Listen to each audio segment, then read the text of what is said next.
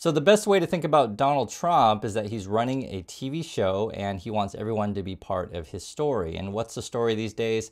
Inflation is zero, you got tons of jobs, and everyone's getting rich off the tariffs. And if anything comes out that refutes his story, he gets really upset. So this is the headline today, and it explains everything. Trump's pick for BLS commissioner endorses suspending monthly jobs report.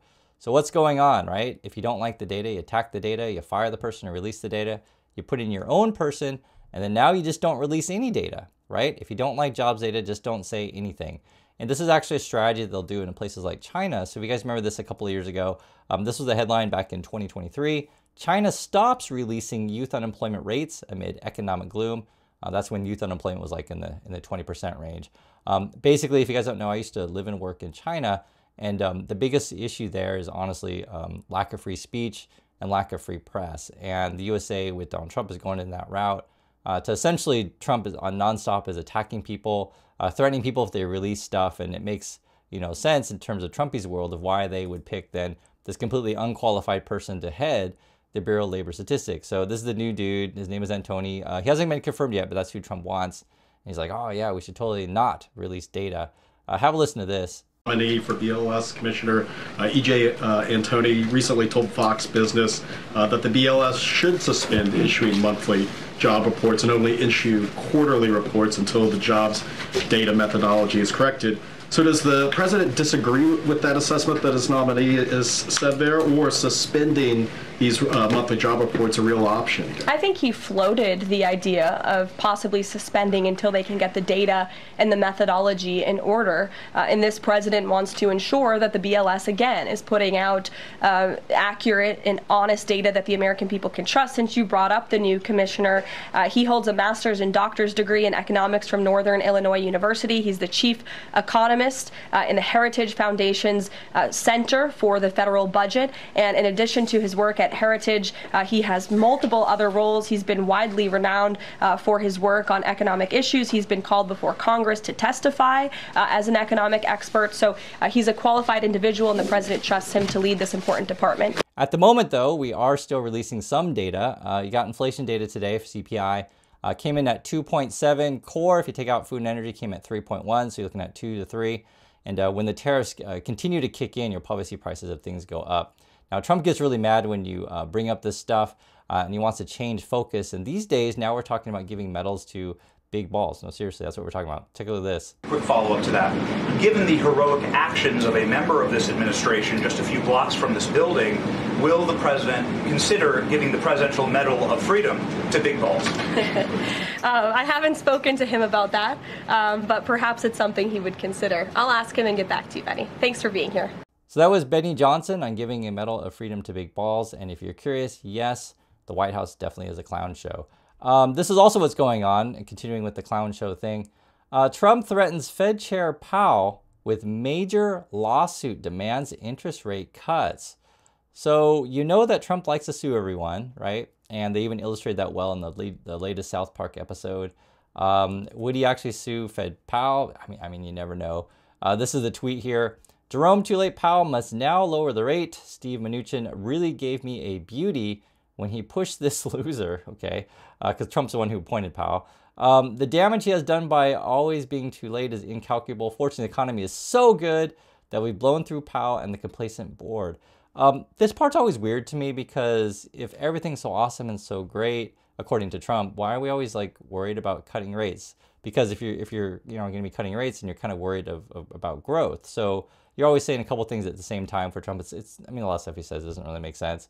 And then he goes on, I am, though, considering allowing a major lawsuit against Powell to proceed because of the horrible and grossly incompetent job he has done in managing the construction of the Fed buildings and blah, blah, blah, blah. So who knows if he's going to sue or not. I mean, this is the Trumpy world. He's also threatening someone over at Goldman. We actually got an estimate from Goldman recently. It was basically saying you're going to end up paying the tariff as a consumer. I think you already know this stuff, but they give actual numbers, and I'll tell you what the numbers are here. So before, they were saying, hey, consumers are going to pay about 22% of the tariffs, and then ultimately you're going to pay 67% of the tariffs and could even increase from there. So nothing shocking like that, but Trump and his people try to come out on TV every day and to say, no, no, no, other countries are going to pay the tariffs and basically not lie to you nonstop. It's frustrating, this stuff, but this is the world that we live in, and why it's so important to stay informed and educated so that you're not being misled or lied to. Because in this day and age, I mean, the Trump people just lie nonstop. So for example, this is Trump. He's saying here, trillions of dollars are being taken in on tariffs, which has been incredible for our country, its stock market, its general wealth, and just about everything else. Listen to Scott Bessent talk about this. Just on the tariff income, I've been saying 300 billion, but I think we're going to have to substantially revise that up. So well in excess, 1% of GDP. And then with the new investments, they're the sovereign investments that we talked about. But then in terms of the committed investment by private industry, we're well over 10 trillion. So that was Scott Bessent saying that you're all going to be rich and we're taking trillions of dollars of tariffs.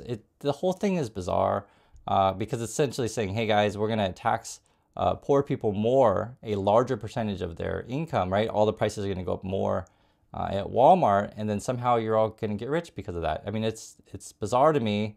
I don't know how many people fall for the stuff, and it's hard in this day and age because if you go on to Twitter or other social medias, there's bots everywhere. Because just think about this. Just think about this. Like for the regular person, when you go to Walmart and like say everything goes up 20-30% or whatever. Some people have been saying they've seen costs go up say 100% on various goods. Like, are you celebrating that? And that ends up being a larger proportion of your income in lower income brackets, and it's really a shame. So this is what's going on. So then when Goldman releases, the economist says, hey, you're going to pay the tariffs, basically. Trump gets really mad and starts calling for Goldman to fire said person. So, for example, says David Solomon, Goldman Sachs, refused to give credit where credit is due. Okay. They made a bad prediction a long time ago on the market repercussions and the tariffs themselves, and they were wrong, just like they're wrong about so much else. I think David should go out and get himself a new economist, and maybe he ought to just focus on being a DJ and not bother running a major financial institution. And for this kind of stuff, it's like Trump speaking to, a very ignorant audience. So this is the best way to describe it. It's frustrating every day, guys. It's actually really hard to go through the news these days because it's just so stupid. And I think there's a couple problems. So one is, Trump says stupid stuff, as you guys know. But then there's like, how are people going along with it? And then why are people enabling said thing? And why aren't enough people fighting back? I think this is stuff that frustrates me. I'm sure it frustrates you. Because I promise you, a lot of people out there do know exactly that Trump's a bad guy. I mean, they can all see it. I mean, we can all see it. But it's just like, why are you playing along with it? And so that stuff's frustrating to me, to be really frank. There's that. Regarding the actual numbers on the tariff stuff, so this was in Bloomberg. U.S. July tariff revenue jump fails to halt wider budget deficits, okay? So according to this, it says customs duties climbed to $28 billion last month. Okay, so we got some sort of numbers on that. That's in July. So that's an increase of 273%.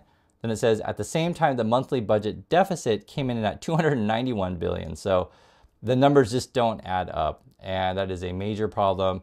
The government's going to have to borrow more money to keep the lights on, basically. And it's going to raise borrowing costs. So that's essentially why Trump needs to keep lowering rates. But then you have a problem with inflation. So it's just a lot of this stems from just Trump being self-serving, incompetent. He wants to line his own pockets, and then he gets mad if you tell people what's really happening, and then wants to fire said people or just not release any data at all. I mean, that's their strategy right now. Continue to see positive economic reports across the board. Today's CPI report revealed that inflation beat market expectations once again, and inflation remains stable. Overall, inflation has run at a 1.9 average annual pace in President Trump's first 6 months in office. Prices for everyday goods continue to decline. Energy prices fell in July, including gasoline, which is down nearly 10% over last year, and propane, which is down 2.5% over last year as well. Egg prices fell once again in July and are down 20% since President Trump took office. Shelter inflation, the largest contributor to overall inflation, is at its lowest level since October of 2021. Wage growth for American workers is beating inflation once again. As inflation declines, this administration continues to be wholeheartedly committed to putting more money back into the American people's pockets. So Karen Levitt says you're all getting rich, but this article just came out in the Wall Street Journal today. It says the era of big raises for low-paid workers is over. And the basic gist of it is that when it comes to pay raises, people at the top of the spectrum now are getting larger increases than people at the bottom of the income spectrum. So let me show you an example. The jobs report released at the start of this month was revealing. It showed that the average earnings for leisure and hospitality workers at 22 and 83 cents an hour were up 3.5% from a year earlier. Meanwhile, average hourly earnings for workers in the information sector were up 5.4% to 52.61. Basically what you're looking at is your salary, is your wage keeping up with inflation, and people at the top are now getting larger increases than people at the bottom. So again, then the question is your salary or your wages, is your income keeping up with inflation? Here's another number. Social Security cost of living adjustment may be 2.7% in 2026, a new estimate finds. So it's really important that we get good inflation data, and Trump's putting in a competent head of the BLS. And I can't predict what they're going to do with the inflation data. Like if Trump says, hey guys, it has to be zero, then that means the increase of Social Security, right, going into next year for the COLA, cost of living adjustment, wouldn't go up. So that's why these numbers are really important. There's a lot of reasons why they're important. You want good Fed policy, you want good, Social Security policy, these kind of things. But this is why you want hire competent people. But Trump's interested in just creating whatever narrative he wants for his TV show. And then speaking of narratives, looks like they're attacking the Smithsonian again. It says White House announces more aggressive review of Smithsonian museums. And basically, if you attack education, keep people ignorant, you're able to run these games and scams and stuff that Trump does, because people won't have any institutional or historical knowledge of things that happened in the past.